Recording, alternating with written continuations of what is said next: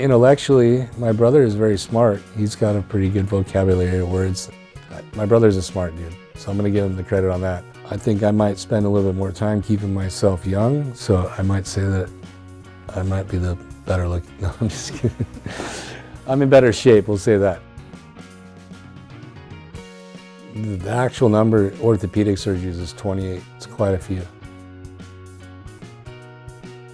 Yeah, the anesthesia thing, he smoked me the first time by a few seconds, which was I thought that was a big deal. And a few seconds is, when you're getting blasted by anesthesia, that's a pretty good amount of time. So the last two, I smoked him, ridiculously smoked him. The last one, they had to give me another dose. It was 5 minutes and 30-something seconds. And then you can see they come in with another syringe in the thing.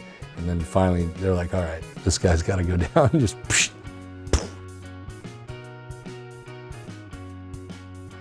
They have a house together in Boulder. Keegan Hawk and my son Tavin, they both kill it in school. They're there to learn, which is pretty rad that these kids could, run the party pretty hard if they wanted to, but they're not on that level, which is a trip. They're pretty well put together, responsible kids, which I'm very grateful for.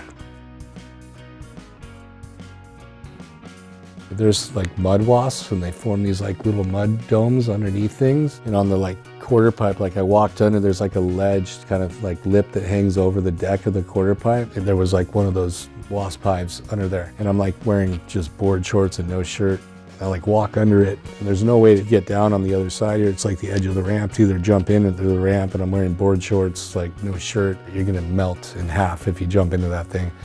Or off the end, it's 30 feet, there's nowhere to go. So I walk under this thing and I'm oh shit, there's a wasp hive. And I could see them start to notice me. And I'm on the other edge of the quarter pipe where I can't go anywhere. So I'm shit, I gotta run underneath this thing again to get out of here. Those wasps, once one hits you, they'll leave a pheromone on you. Once the pheromone's on you, they just chase you and keep stinging you. I start walking under the hive, trying to creep under it, and one just smashes me in the head. And as soon as I got stung in the head, I'm running full speed up the ramp and then off the back of it into pasture land. So I run by, and the whole hive, and I was on my ass. And I'm running probably a half a mile before I stopped getting stung. But I got stung 20 times at least. Just bam, bam, bam. And I'm just full speed ahead. And these things just wouldn't stop. And they're gnarly. These wasps look like aliens. They're so strong. Those things are gnarly, man. I do have a pet pig. I have had 2 of them at one point, but I have down to 1 now. So he's an interesting pig, vicious. Yeah, he likes to bite. He tries to attack me at this point. I raised him in my house. He got kind of destructive at a certain size, and I'm just I can't deal with this anymore, because he would get into my kids' backpacks. He learned how to open all the cabinets. So I was I'm gonna build a pen outside. And I made one real nice with a roof and fully enclosed. And once I put him out there, he just went psycho and just pissed at the world once he got kicked out of the house. So from that point on, he just was vicious. He's super stealth, creep up on somebody. You won't even know he's there, and then he'll just nip your leg. And then he just keeps coming at you too.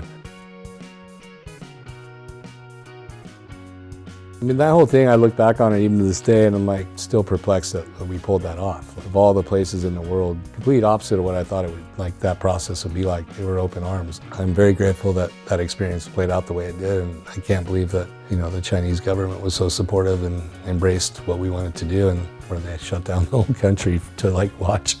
There's only 2 TV channels in China, and it was on every, those 2 stations. You couldn't watch anything else but that when it was happening, which is pretty rad, man. Some of these things, the only way I can get the budget and sell it to somebody to pay for doing that is adding oh, it's a world record or something that adds marketability. I'm not trying to get these records or whatever. It's just the creativity or the wildness of the idea, and the execution of it is a big part of the reason why I get motivated to pursue stuff like that. But I did have one that I was working on, and COVID really screwed it up. But I'm gonna try and get it back on track. Actually, just had some meetings about it. But I was trying to jump the Trump wall from Mexico into the United States. I'm not politically biased anyway. It's just the shock value and the marketability of that. I think it's pretty funny stunt to stir the pot a little bit. It's not that big of a jump. Been working with the mayor of the bordering city, Imperial Beach in San Diego. I had the political connections in Mexico. I've been talking to the head of the Border Patrol. Like, I'm gonna revisit all of it right now and try and get it queued up. I had the vision of taking down all the political walls. And we found a spot on the Gaza Strip where you could jump the wall there. And there's a piece of the Berlin Wall left. Quit separating people with these walls. Oh man, both. I can't, that's an unfair question. To be honest, I prefer skating Mega just because it's like big trannies, less impact. Like, I think the excitement of going that fast and that big, it's like way more of a thrill. Definitely Kratom. Randy Rhoads. Come on. I mean, I grew up looking up to both those guys, so I love Tony, don't get me wrong. But from like a personality standpoint and just like an icon, Hosoi is definitely like the godfather of like rock star skateboarding, you know? Glad to see you. I had a funny dream and you were wearing funny shoes.